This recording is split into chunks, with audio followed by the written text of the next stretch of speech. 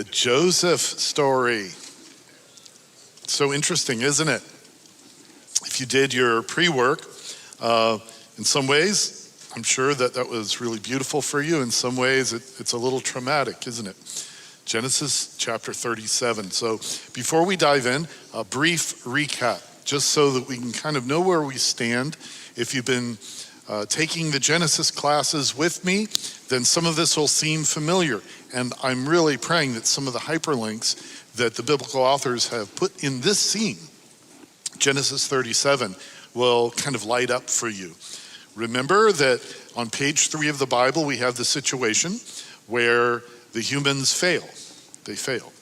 They listen to the voice of the snake, the deceiver, and relating to food is the image used here.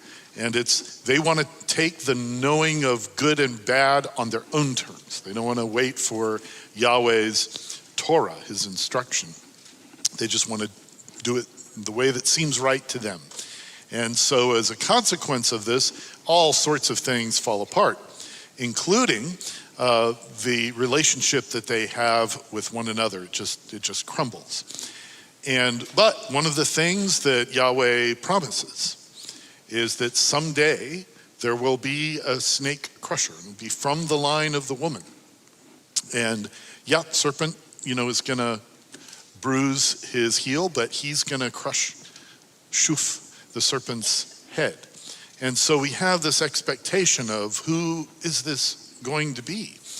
Well, ultimately, after a couple more big fails of humanity, there's within the sea of the completely broken apart family of humanity, Yahweh chooses one family, and it's this childless elderly couple, Abram and Sarai. And from them, he's like, yep, this is how the rest of the nations, all the dispossessed families of the earth, this is how they're going to get blessed. You'll be blessed, you're chosen, but everybody else will be blessed through you. And so the story of Abraham begins. And it was a wild ride. I mean, there's back and forth of obedience and listening, but also profound disobedience and oppression of others. And then his son, Isaac, who follows in his father's footsteps, in a sense, and fails pretty miserably, and has trouble seeing, has trouble recognizing what is actually good in Yahweh's eyes. And then his son, Yaakov, right? Jacob, who is like a snake. He's so deceptive at every turn, and he's struggling and wrestling with Yahweh when Yahweh has actually already provided him he is the chosen one. It's through his line that the snake crusher is going to come and the families of the earth will be blessed. But Jacob feels like he's just got to earn it himself. And so he spends his life thus far, we've got more of Jacob's life ahead, struggling or wrestling with God and people. Well, now we have the children of Jacob, who was renamed Israel, or struggles with God. Now, what's going to happen with his kids? Are there going to be some repeated patterns that we've seen already? We'll find out. And who among those sons is going to be the elect one? And when I say elect one, I don't mean, as we've learned that the Bible does not mean this is the only one who's going to go to heaven, right? It's not what the Bible's, at least in the Old Testament for sure, and I believe carrying over to the New Testament, it's not talking about that. It's included, but what it's talking about is who is the one through whom the promise made in the 3rd page of the Bible will be fulfilled. And so this is the question in our mind as we get to this generation. And here's this major twist. We are expecting the majority of this next story to be about the elect one, the chosen one. And it's not. The majority of the words that are written in this whole next section of Genesis is about one who is not elect, but really important. So hopefully that'll make sense as we move forward. But to be clear, from the beginning, Joseph is not the one chosen through whom the line of the Messiah will eventually come. It's not him, it's somebody else. And why that somebody else? This story reflects on, and I believe answers that question. So different themes that we're gonna see recur in this story. The Eden life, things are happening well with humans interacting with each other in a positive way. But we're also going to see all sorts of fails, destruction, the forbidden fruit theme that we see at the beginning of this book. We're going to see that recur. This older brother or older sibling and younger sibling rivalry. We've seen that since page 4, right? Cain and Abel. And then we saw that throughout the Jacob story. Well, we're going to be seeing that today in a big way. Deception, intercession, redemption, oppression, exile, being a blessing to the nations or not being such a blessing. And I believe that this whole section of scripture that we're going to be studying the next several weeks is a narrative reflection on something that a lot of people call generational curse. In other words, that something that parents, grandparents, great-grandparents does can affect succeeding generations. And for sure, that's a thing in the Bible, that what people do can have a ripple effect, sometimes very negatively, through succeeding generations. I hesitate to call it a curse because biblically, when curses are effective at any rate, when they're like real, they come from Yahweh. And so I don't know that pointing to Yahweh as the origin of a generational curse is really what the biblical authors are getting at. I see why people call it that. But I think there's a lot more going on with this generational dynamic that's happening here. And we're going to see the beginning of this. So this generational thing, where is this explicit? It's explicit in the 2 verses that are among the most important 2 verses in the entire Bible. The reason I say that is because these 2 verses, or at least a portion of these 2 verses, are the most commonly quoted scriptures in the scripture, Old Testament. These 2 verses, or parts of them, get quoted over and over and over, more than anything else.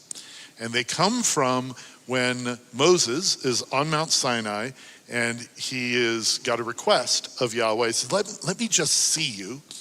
And Yahweh's like, you can't see my face, and live, but I'll walk by and you can see me as I go by. And when he does this, and the physical manifestation of Yahweh is going by Moses, God, Yahweh himself, says this about himself. He says, the Lord passed by in front of him and proclaimed, Yahweh, Yahweh, compassionate and merciful, slow to anger, abounding in chesed, faithfulness, and truth, emet. Who keeps faithfulness for thousands?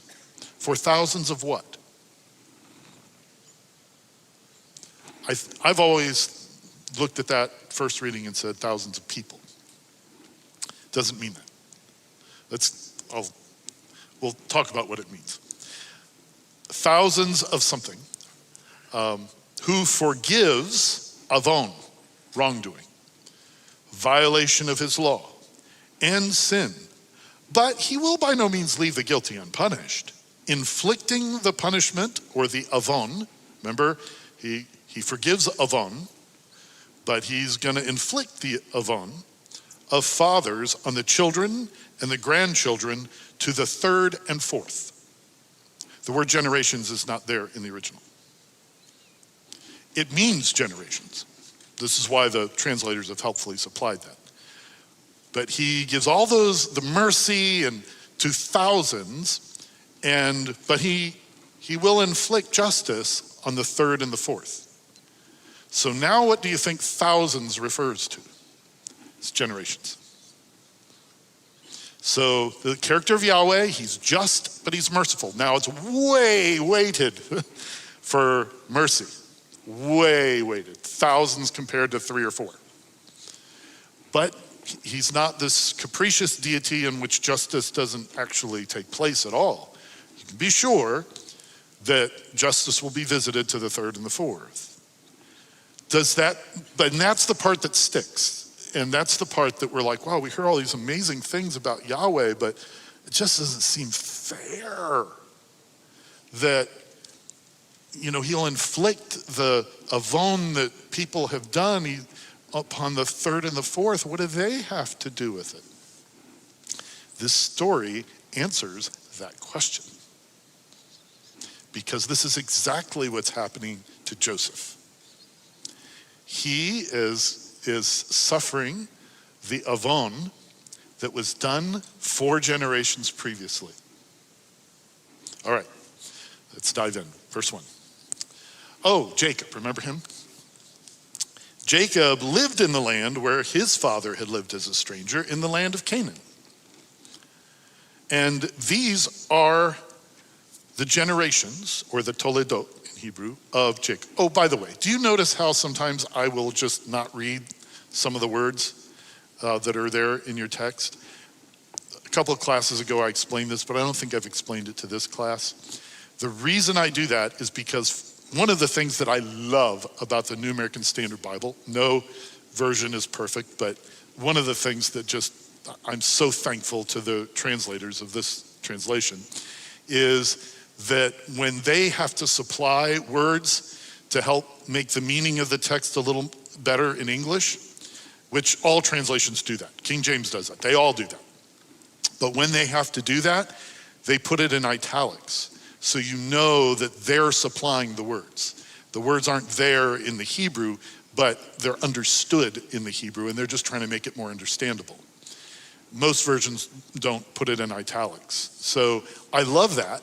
And so for just reading, I think that they're very helpful. For study, unless it's absolutely essential to understanding the sentence, I'd rather just skip them just for the study of this class. So now does it make sense? Okay. So these are the Toledot, or the generations of Jacob. And then what follows is a story. What does not follow is what we usually see with an introduction like that is this lineage. And this is he had this son, and this son had these sons, and those are their, peoples and so forth. And we get that long genealogy. You know those? Well, instead of a genealogy, we get a story. So this is Jacob's genealogy. So, all right. There's a little design pattern that I want to point out because there's a few things in the following verses that I think will be helpful. And that is that, you know how design patterns we've talked about before work in the Bible, where there'll be certain things that the authors will point out about a certain story, that then they'll word the next story in a way that you will see the similarities of the two stories. This is for sure going on in the narrative about Jacob's sons. Isaac's sons, remember them? Jacob and Esau. Remember how they had a falling out? And where did their falling out start? In the womb. In the womb. All right, so let's look at some of the similarities so we can see they're patterned after each other. In the story about Isaac's sons, we've got these are the Toledot, or these are the generations. Same thing with the story about Jacob's sons. Here are the generations. We have Isaac's age, and then we have Joseph's age of all things. In the Isaac's sons narrative, we have the first conflict, which actually happened in the womb. Jacob and Esau were wrestling with each other in the womb.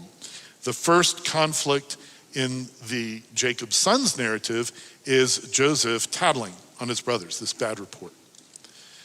Then the second conflict in Isaac's sons, Jacob and Esau, verse 27 and 34 of chapter 25, is this conflict over the birthright.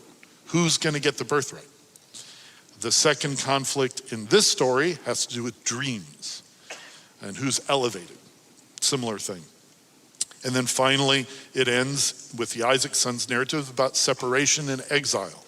And we have that here too, separation and exile. So you see how, even though the stories are quite different, they're also told in such a way that you will compare them with each other. And there's a lot of comparison that goes on in the what we call the story of Joseph. We are supposed to compare things. That's why these dreams happen in twos. And the biblical authors choose to tell us about the dreams coming in twos. They tell us about it because they want us to see how similar they are, and yet there are some differences upon which we are supposed to reflect. It's what the whole story is. So let's look at Joseph. Joseph, when he was 17 years of age, was pasturing the flock with his brothers while he was a youth, along with the sons of Bilhah, that's Dan and Naphtali, and the sons of Zilpah, his father's wives. So there he is, pasturing the flock. So he's not, as young as Jacob was when his struggle started, which was in the womb, but he's young. He's young. Jacob and Esau were contending in the womb. Joseph and his brothers are contending in the pasture land. So different settings, but you can see how they're patterned after each other. And then Joseph, the text says, brought back a raw report, a bad report about them to their father.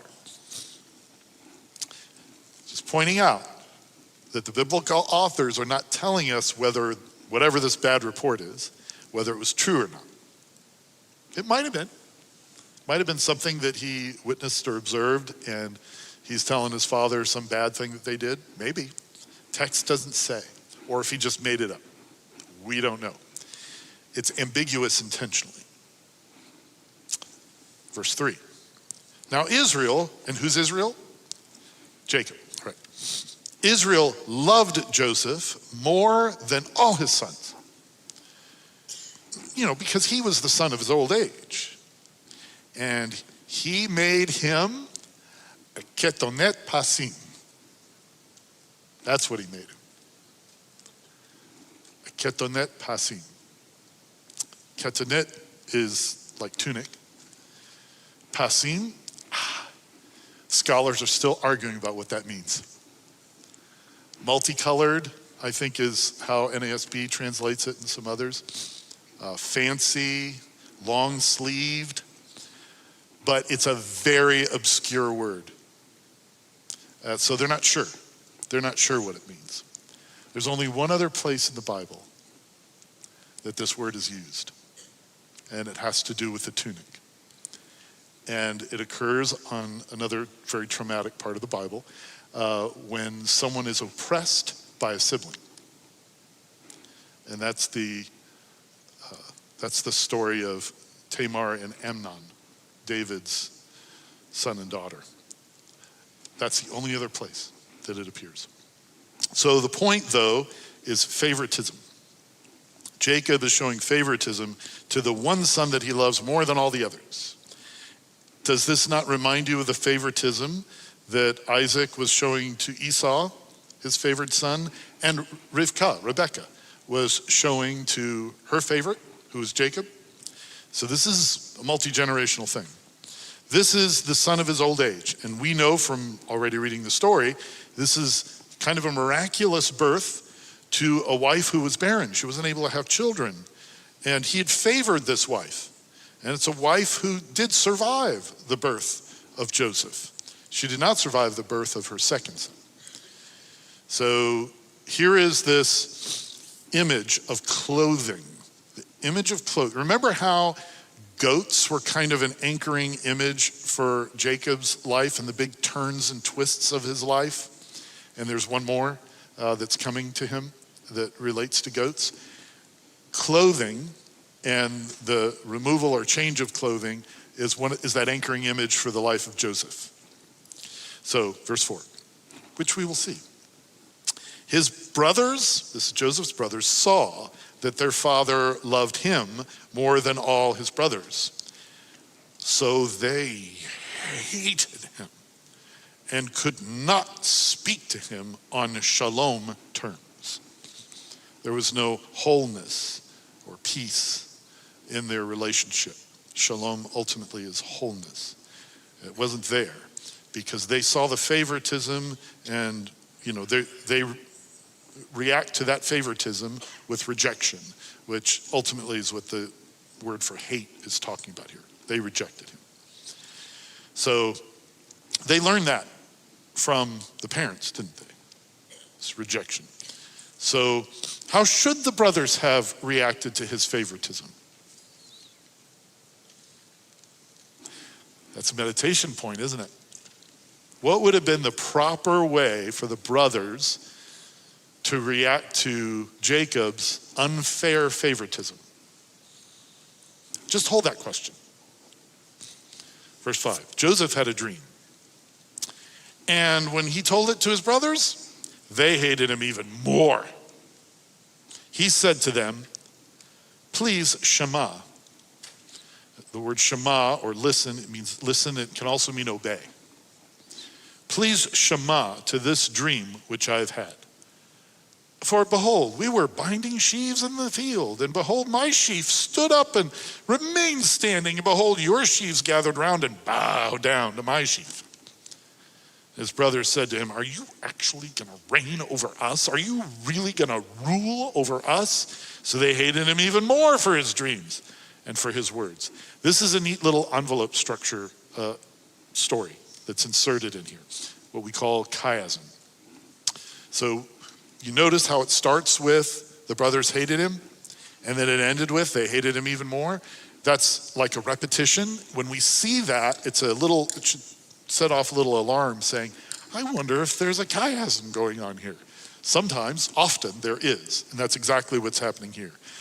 The brothers, they hated him. That's how it starts. It ends, the brothers hated him. The next little portion, Joseph is saying, listen to me, which also means obey me. And then remember the next to last part, the brother's like, are you really going to rule and reign over us? Those two things are kind of parallel. And then the next, we were binding sheaves, is related to the third last portion, which is your sheaves bowed down to mine. And all of that leads to the central point of this little passage, the central axis, which is my sheaf stood and remained. So somehow, I think this is a clue from the authors that what's about to happen in this whole narrative may not look like it at first. Joseph will stand and remain. Okay, let's go to verse 9. Oh, by the way, there's no mention of God at all in this dream. Just pointing that out. You don't have to explicitly mention God for God to be all over something in the way of biblical thinking. God is not explicitly mentioned at all in the entire book of Esther. Not at all. Is God in the book of Esther? All over the place. So in the biblical author's thinking, you don't have to say God in order for God to be present and working. Verse 9. He had another dream. And informed his brothers of it and said, behold, I've had yet another dream. And behold, the sun, the moon, and 11 stars were bowing down to me. How many of you are there? And he told it to his father as well as his brothers. And his father rebuked him and said, what is this dream that you've had? Am I and your mother and your brothers actually going to come to bow down to the ground before you? And his brothers were jealous of him. But his father kept the matter. Okay, we have these two dreams, and they've got essentially the same meaning, but they're different. So this is, again, parallel things happening side by side that are kind of telling the same story, but there are some differences. That's an invitation to compare and contrast the two things. One of the things that is a contrast, which I find interesting, is that the first dream deals with an earthly thing, doesn't it? Sheaves of grain. And grain's going to figure in this upcoming story. The second dream deals with heavenly things, doesn't it? So it's almost like this whole cosmic heaven and earth language. This is supposed to bring us back to the first page of the Bible, when God created what? The heavens and the earth. And then it describes the order that he put it in. So this is like a whole cosmic thing going on. This is, about the earthly situation of the family. These dreams are also about the divine realities that are taking place in the chosenness of this family. Okay. Jealous. The word there is kana. And in this context, it means envied. So this envy is supposed to make us think back, when was the first envying that happened in the Bible? Cain and Abel. Cain and Abel, right? Yep. And Jacob, he rebukes, this is kind of a mild rebuke. He rebukes his son, but he just keeps the matter. He doesn't really intervene in this situation, which it seems to be his MO with his family. Do brothers in this case, do these brothers have a history of dealing with injustice by means of deception and violence? Remember the last story in Shechem? There was an injustice, something that was severe. It wasn't just envy of a brother. It was a severe injustice. And how did they respond to that? Let's kill them all. So how are they going to respond to this envy? Well, I wonder if it's going to be anything like what happened in Shechem. Oh, look at verse 12. You see how they work, the biblical authors? They're so sophisticated. Verse 12, then his brothers went to pasture their father's flock in Shechem. And Israel said to Joseph, are your brothers not pasturing in Shechem? Come, I'm going to send you to them. Oh, no.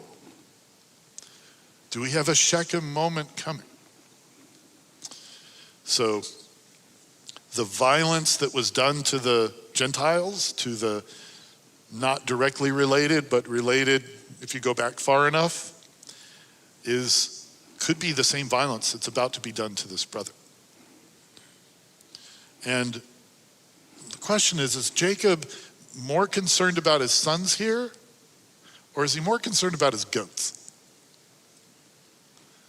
It's just the question in the reader's mind. Is he asking about the welfare of his children, or is he more concerned about his goats? And Joseph said to him, I'll go. And he said to him, so go now and see about the welfare of your brothers and the welfare of the flock. And bring word back to me. So he sent him from the valley of Hebron, and he came to Shechem. So this is the last time that Jacob is going to see his favorite son for a long time, decades. And he's saying, see about the welfare. Actually, the word there is shalom. See about the shalom of your brothers. Remember, we were already told there is no shalom between these brothers. And the shalom of the flock. Hebron, he says, he went from Hebron to Shechem. Hebron is where Abraham purchased that cave of Machpelah. And that was a symbol of peace with the Gentile inhabitants of the land. Shechem is the place of severe conflict with the inhabitants of the land. So we're going from a place of peace to a place of conflict. This is why the biblical authors are bothering to give us these details. The claim is the details really happened historically, but they don't have to point out all this stuff. When they do, there's a reason. Verse 15, a man found him. Where does this man come from? And behold, Joseph, was wandering in the field. And the man asked him, what are you looking for? He said, I'm looking for my brothers. Please tell me where they're pasturing. And the man said, oh, they've moved from here. For I heard them say, let's go to Dothan. So Joseph went after his brothers and found them at Dothan. Who is this man? And why should we care about this? The Bible rarely gives this kind of detail. It'll skip years or hundreds of miles of journey and just get right to the point. So when the biblical authors include something, there's a reason for it. This man who just shows up out of nowhere, I believe, is parallel to the man who shows up out of nowhere to wrestle Jacob. This is a divine intervention moment to prevent, or to signal that no, we're not getting a Shechem moment. We're getting a Dothan moment. The Shechem moment is related to slaughter. Dothan means two wells. So the story that's coming is not a story of slaughter. It's a story of two wells springing up. And what are those two wells, like the two dreams, like the twos that we get? It's two different sons. This is a story of two sons. Okay. Verse 18. And when they saw him from a distance, and before he came closer to them, they plotted against him to put him to death. They said to one another, here comes this dreamer. Now then, come, let's kill him and throw him into one of the pits. And we'll say, a vicious animal devoured him, and then we'll see what will become of his dreams. So they saw, and they wanted to take and say he was devoured. Is that a design pattern we've seen in the scriptures before? Saw, take, eat. Yeah, from page 3. This is what the humans did. Oh, they saw that after some words by the snake, saw that this fruit was desirable and to make a person wise and good to eat. And so the woman took of the fruit and then gave, and they ate. And we see this same language over and over again in these fails. This is the latest one. They are planning to do to Joseph what Esau in the last section of stories was planning to do to Jacob, which is kill. Just kill. But Reuben, remember him, the oldest brother, the one through whom one would expect in this culture that the chosen line would pass. Little problem, Reuben slept with his father's wife, so he's on the outs with Jacob right now. But he's still the oldest brother, and he's supposed to be the responsible one. So he comes up with a rescue plan. You want to hear the rescue plan? Reuben heard this and rescued him out of their hands by saying, no, let's not take his life. Reuben said to them, shed no blood, throw him into this pit in the wilderness. Don't lay a hand on him. In other words, just leave him there in the pit, so that later he might rescue him out of their hands to return him to the Father. That's noble on the surface. So who's going to come out looking like, smelling like roses with this plan? Reuben. My brothers wanted to kill him, but look, I rescued him.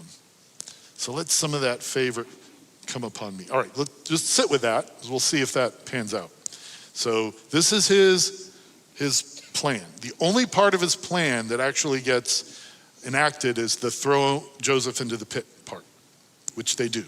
So it came about when Joseph reached his brothers that they stripped Joseph of his tunic, the multicolored or fancy tunic that was on him.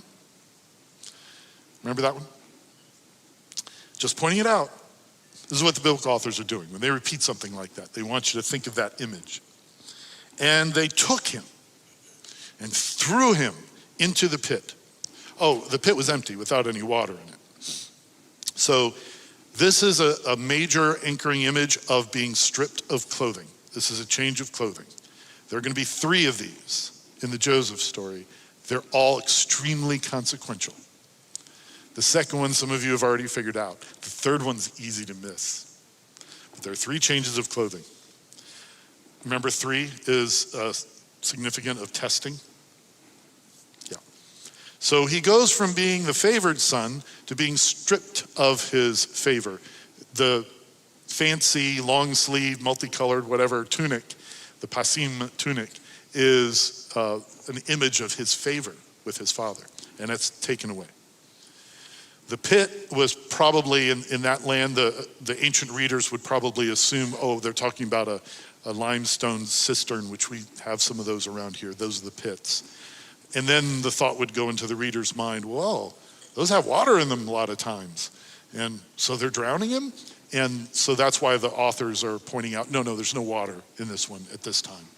So he's not drowning. But how did Joseph respond to this? We find out later, towards the end of the story, what Joseph's reaction was during this moment. But for now, we don't get anything. It's left to the mind of the reader to insert what might have been maybe a slightly spoiled teenager's reaction to being taken by his brothers and thrown in this pit, presumably to be abandoned to die in that pit. And what sort of begging might have taken place. This is a very traumatic scene. What do the brothers do? Sit down to have a meal. This is so cold. I don't think that the Moses writing team is saying this just to make us feel such, horror about them sitting to a meal. I think that's part of it. But part of what they're doing is, again, there's another pattern. Remember what comes with fails a lot of time? Food. It happened in the garden, didn't it? It happened with Noah's fail, didn't it? But food also sometimes follows when there is something good and reconciling that happens. These meals that Abraham had with the 3 visitors, the meal that Isaac had with Abimelech and his men, and the meal that Melchizedek brought to Abraham and all of his people. So wait a minute, what's this? This seems like a horrible inversion of the after peacemaking meal. But I think it's a clue what's going to come in this story. So, but as they raised their eyes and looked, behold, a caravan of Ishmaelites was coming from Gilead. This is so significant. This is the first clue that we are getting that what's happening here to Joseph is related to Exodus chapter 34, verse 7. Remember Ishmael? Yes, Ishmael was the son of Hagar, who was the slave of Sarai that Sarai oppressed, and also Abram's son, because Sarah's like, here, I can have a son by her, go into her, without, she didn't have any say in the matter. And they had this son, Ishmael, who then Sarah's like, after she has her own son, is like, no, we're not having any of this guy. I saw him, Yitzhaking with Yitzhak, laughing with laughter over there. Get rid of them both. And so they were thrown out of essentially civilization, left on their own in the wilderness with just a little bit of water. And Hagar is like, I'm gonna die. So she set her son Ishmael under a bush and went far away enough she wouldn't hear him screaming out. And this is when the Lord intervened and saved them. So this oppression of their Egyptian slave, we're 4 generations later. What's happening to Joseph? He's going to be sold through the Ishmaelites to be a slave in Egypt. This is for sure what we are supposed to be thinking. This is 4th generation visiting of the iniquity of the fathers upon the sons to the 4th generation. This is exactly what that is. Why? You're just going to have to be patient as to why. We are going to get to that. But there's a very clear answer at the end of this story as to why God even does such a thing. Okay. Just sit. It's okay to sit for a few weeks with it seeming unfair. It is perfectly okay. If you want to read ahead, you can. Oh, it mentions that the Ishmaelites are carrying these different things. What? All of these things that they're carrying, resin, balsam, ladanum, they are from shrubs. Remember the shrub that Ishmael was under? This is all hyperlinked stuff. This is what the biblical authors do. So Judah, Judah, he's the fourth one.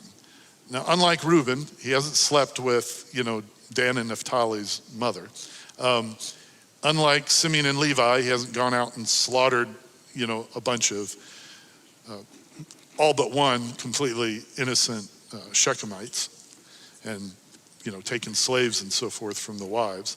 So he's like the fourth oldest.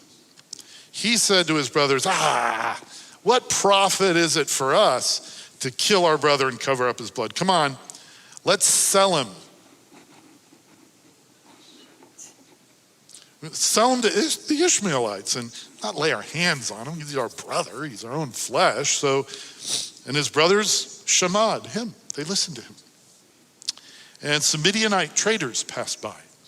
And they pulled him out and lifted Joseph out of the pit, sold him to the Ishmaelites for 20 silvers.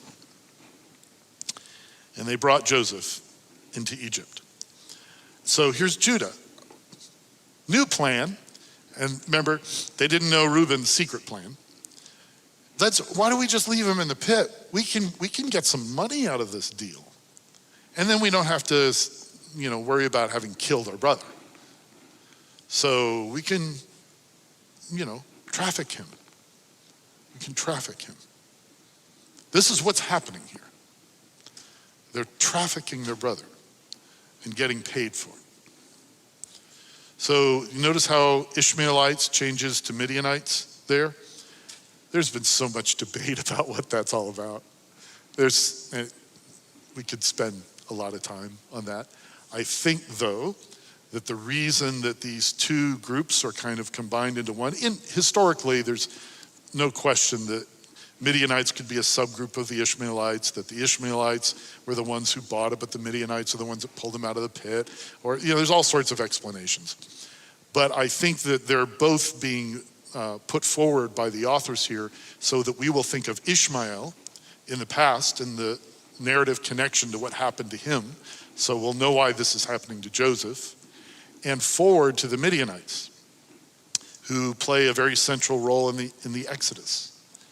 Because if you recall, this is where Moses flees. He flees to live among the Midianites, takes a Midianite wife, and there's a Midianite who actually gives Moses some really good advice on how to delegate. So there's connection going on, backwards and forwards. Something that relates to this Joseph story and what's happening to him now is in a twofold way, backwards and forwards, relating to the non-chosen, because Ishmaelites and Midianites, neither of those groups are chosen to produce the coming snake crusher, the non-elect. This is a story largely involving the non-elect. Okay, I know that seems like a long way around to go, but I think that's why that both of these groups are talked about. So Joseph is brought as a slave to Egypt by the descendants of the woman who was given as a slave from Egypt. Verse 29. Now Reuben, who apparently wasn't with the brothers when they sold him, returned to the pit. Joseph wasn't in the pit. So he tore his garments. And he returned to the brothers and said, he's not there. Well, where am I to go? So what's he really thinking about here? Himself. He didn't say, the boy's not in the pit, our poor brother. He said, the boy's not in the pit, now what about me? He's the oldest, he's going to be held responsible. So they took Joseph's tunic and they slaughtered a goat and dipped the tunic in the blood. So here's the last goat deception image. Goats connected with deception have been this big part of Jacob's life. And here it's going to be another part of Jacob's life. In the past, it's going to be him using the goats to deceive somebody else. his brother Esau, his father, Isaac, to pretend to be Esau. Also, as a deceptive kind of ploy to get more goats and flock and sheep and so forth out of the striped and speckled variety. Remember that weird story? And now, again, except it's going to be turned on him. Reuben, he's worried about himself. He'll be held responsible for not securing the safety of his brother. And so the brothers come up with this plan to help Reuben. It's like, okay, we'll help you out here. We're going to take Joseph's anchoring literary image, which is the clothing, and we're going to mingle that with Jacob's anchoring literary image, which are the goats, for deception. Obviously, this is not historically what they were thinking, but you see how this is going on here? The biblical authors are presenting it in this way so that we will connect these things and go, dude, wonder what this clothing thing is going to be all about. Is it deception too? And it's not. It's not exactly. Verse 32. So they sent this pasim tunic and brought it to their father and said, we found this. Can you examine and see if this belongs to your son? Well, it looks vaguely familiar, right? And then he examined it and said, my son's tunic. A vicious animal has devoured him. Joseph has surely been torn to pieces. So who deceived Jacob? The sons were very clever about this. All they did is say, hey, we found this. Can you see if this belongs to your son? Jacob is the one that came up with the narrative of a vicious animal devouring him. It's been torn to pieces. Now, he was led there by this goat's blood on it, right? That he figured was probably his son's blood. But do you see how the way this is worded? It's like Jacob deceiving himself. The final piece of Jacob has done so much deceiving in his life that he's now so good at it that he's deceiving himself. So Jacob tore his clothes and put on a sackcloth over his waist. This is a symbol of mourning in ancient times. And mourned for his son many days. Then all his sons and all his daughters got up to comfort him. He refused to be comforted. And he said, surely I will go down to Sheol in mourning for my son. So his father wept for him. Meanwhile, the Midianites sold Joseph in Egypt to Potiphar, Pharaoh's officer, the captain of the bodyguard. We'll get to that in a couple of weeks. So Jacob has convinced himself that Joseph was dead. And we also learn here that there's more than one daughter. We've only heard about Dinah in the previous chapter. But now we find out there are more. Jacob, he's like, I'm going to go to Sheol. I'm preparing for Sheol. While Joseph is going to a type of Sheol on earth. He's going into slavery. It's a second pit. Pit number one was the cistern that his brothers threw him into. Pit number two is the pit of slavery, which he is now in. There'll be a third one. Threes, symbol of testing. Gordon Wenham, he has so many good things to say. There was actually a number of brilliant scholars commenting on this episode, but I like what Gordon Wenham says. This episode cannot be viewed in isolation. It shows great sympathy for Jacob and Joseph's plight, though it hints that both men at least partly deserved what happened to them. However, the dreams hint there's more to it than meets the eye. Divine purposes are at work in this family's history. Ultimately, it will be seen that, quote, in everything God works for good with those who love him, who are called according to his purpose. Romans 8:28. Christian exegetes have often seen Joseph as a type of Christ, the innocent man who through his suffering brings reconciliation to his human brethren and life to the world. It's possible to go further and view him as a model for all believers who like him must die to self if they are to make peace with their neighbor. So remember how this happened in Dothan, 2 wells? Well number 1 is Joseph, whose life experience is going to be profoundly instructive to us. But before we resume the Joseph narrative, we're going to spend some time in the second well, which is Judah, the other brother that this is really about. This whole story is, you could take the position legitimately that the rest of Genesis is, even though it talks more about Joseph, is really about Judah. And next week is going to be hard, folks. This is not a week to bring kids. There's a reason why nobody ever teaches on Genesis 38. Guess what we're going to do? Just prepare yourself. There's a reason that it's there. It's really, really important for the development of what happens in Judah and his life. All right, let's take a moment with our table and see if we have any reflections on this chapter. One of the most famous chapters in the Bible.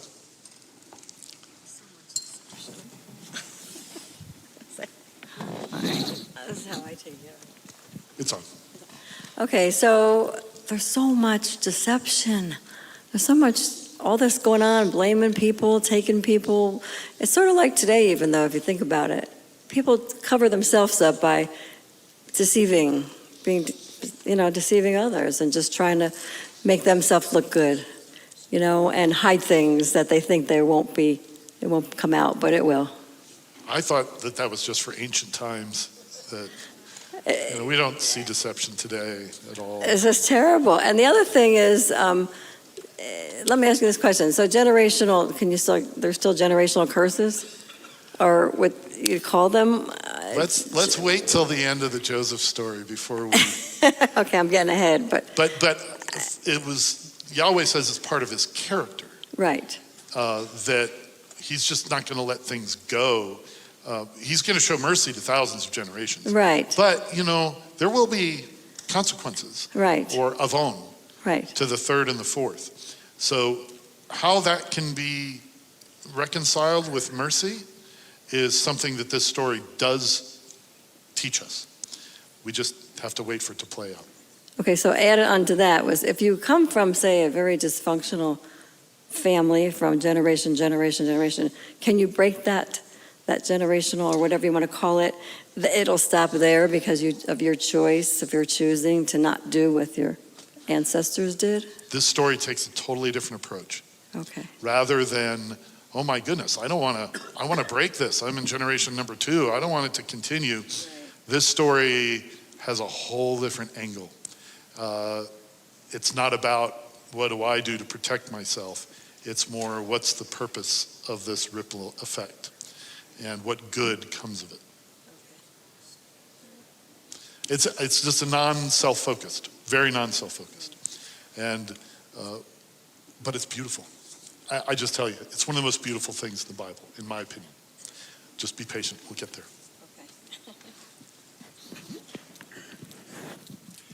Yeah, I want to go just a little bit further than the young lady just did. And I know when we first started all these lessons, Tim, you wanted us to be tourists. There are times when I just got to get back on the bus and look at what's happening. Next week will be one of those times, yeah. Yeah, and please, nobody stay home next week, though. I mean, just because it's hard, Okay. And it pointed out a good lesson learned for parents today that's got more than one child. Showing favoritism to one child. I know I had problems with it.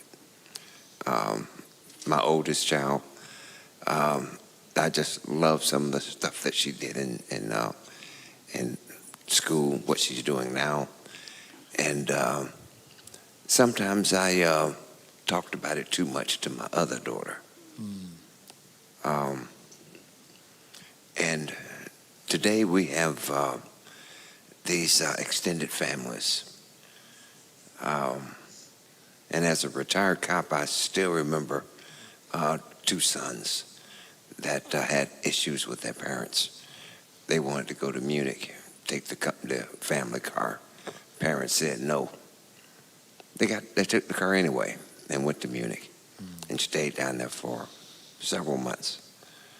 And we didn't realize that before they left, they had taken their parents down to the basement, killed them, and wrapped them up in an army blanket. And the other neighbors smelt it and called us. And if they're still alive, they're still in jail over in Europe. But thank you for allowing us to get on and off the bus and look at your stories. Yeah, that's a sobering story. Yeah. It must not have been easy to share. It wasn't easy to hear. But thank you. Father, we just pray that we would take your word very seriously and the warnings that are in the story. The way that you've inspired these authors to write about this is warning to us. To shema or listen to you rather than to our own instincts. And we praise you, we glorify you, and we pray that you'd open our hearts to the wisdom that is ahead.